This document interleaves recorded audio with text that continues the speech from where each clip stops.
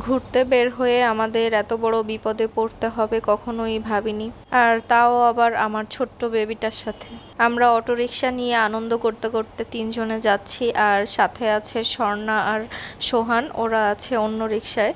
আমরা আজকে যাচ্ছি মিনি কক্সবাজার নামে একটা জায়গায়। এখানে খোলামেলা আর পানি আছে, সেখানে নৌকা চলে, টাকা দিয়ে আর কি নৌকায় উঠে ঘোরা যায়। রিকশায় আসতে আসতে রাস্তার মধ্যে অনেক বড় একটা গর্তের মধ্যে রিকশার প্রথম চাকাটা ঢুকে যায়, আর আহিল ওর পাপার কোলে ছিল, সেখান থেকে রিকশার সাথে অনেক জোরে ধাক্কা খায়। আমার মাথায়ও লাগে, আর আহিলের মাথায় লেগে, ও তো ছোট মানুষ, এজন্য ওর অনেক বড় ফুলে যায়। রাস্তার মধ্যে এখন বরফ কোথায় পাবো, আর বেবি তো অনেক কান্না করছে, অনেক ব্যথা পেয়েছে, আর সাথে সাথে নীল হয়ে ফুলে গিয়েছে। এরপর একটা দোকান থেকে সোহান দৌড়ে যেয়ে আইসক্রিম নিয়ে এসে আমার হাতে দিয়েছে, যাতে আমি সেখানে চেপে চেপে একটু ওর ফুলাটা কমাতে পারি। তো এই ঘটনার পরে আমরা বাসায় ফিরে চলে আসতে চেয়েছিলাম, কিন্তু কাছাকাছি ছিলাম, এজন্য ভাবলাম যে নেমে একটু দেখে তারপর আসি, যাতে আহিলের একটু ভালো লাগে।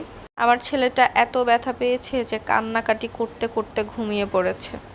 ঘোরার বা কিছু দেখার কোনো ইচ্ছাই ছিল না আমাদের কারোরই, সবারই অনেক মন খারাপ। তো ভিতরে ঢুকে একটু হাঁটাহাঁটি করে দেখছি কোথায় কি আছে, আর বেবি তো ঘুম। আর এমনিতেও মন ভালো থাকলেও আমরা নৌকায় কখনোই উঠতাম না। আমাদের বাড়িতে যাওয়া আসার সময় 14 বার নৌকায় উঠে পার হতে হয়, আর আমি এখানে এসে এই নৌকাগুলোতে টাকা দিয়ে উঠবো? কখনোই না।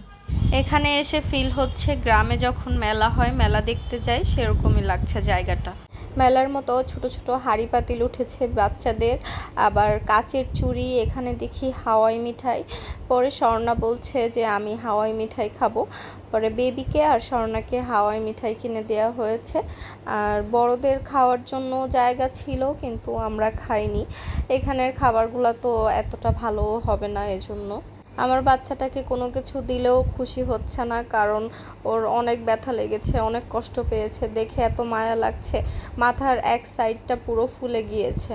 ও তো ঘুম থেকে উঠবেই না, আমি ডেকে তুলে একটু এটা ওটা দেখিয়ে মনটা ভালো করে ঘুরে ফিরে এই যে আমরা বাসায় চলে এসেছি। এখন কয়েকদিন হলো নতুন হাঁটা শিখেছে, এজন্য একটু ফাঁকা জায়গা দেখলেই নিচে নেমে যেতে চায়, হাঁটতে চায়। তো এখানে একটু আমরা বসছি যে ও একটু হাঁটুক, বাইরে তো হাঁটাহাঁটি করতে পারে নাই, ব্যথা পেয়েছে, কষ্ট পেয়েছে, এজন্য আমরা বসে আছি, আর ওর পাপার সাথেও হাঁটাহাঁটি করছে। ভালো থাকবেন সবাই, থ্যাঙ্কস ফর ওয়াচিং।